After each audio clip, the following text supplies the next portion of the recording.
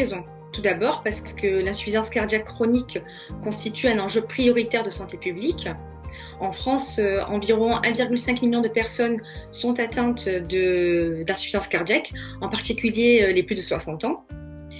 Et deuxièmement, parce que les réhospitalisations pour insuffisance cardiaque sont encore trop nombreuses, malgré les avancées thérapeutiques. À mon sens, la prise en charge d'insuffisance cardiaque chronique va au-delà de l'aspect médical, elle nécessite une intervention non pharmacologique.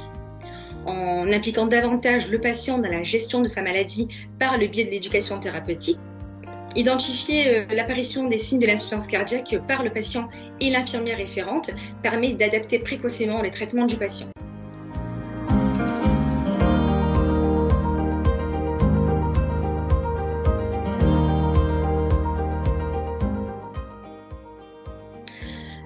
Je pense qu'avec l'aide des infirmières du programme, mes patients connaissent mieux leur maladie, les symptômes qui reflètent une décompensation cardiaque, ainsi que les différents moyens qu'il existe pour éviter une nouvelle décompensation cardiaque.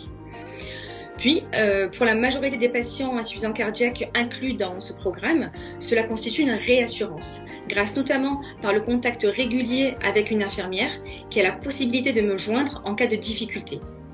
Et c'est d'autant plus vrai pour les patients ayant déjà présenté un œdème aigu du poumon, puisque la récidive d'une détresse respiratoire est une réelle angoisse.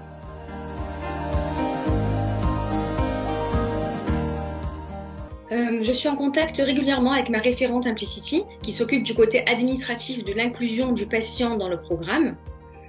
En effet, j'ai dans un premier temps été réticente à adhérer à ce projet, par crainte que ce suivi régulier par voie digitale soit chronophage et que ma charge de travail soit augmentée de manière considérable, ce qui n'a pas été le cas. Et j'échange également avec les infirmières de l'équipe Implicity si un de mes patients présente des symptômes d'insuffisance cardiaque. Et puis en fonction, je décide soit de voir le patient en consultation plus rapidement que prévu, soit de modifier le traitement en faisant parvenir une nouvelle ordonnance à l'infirmière.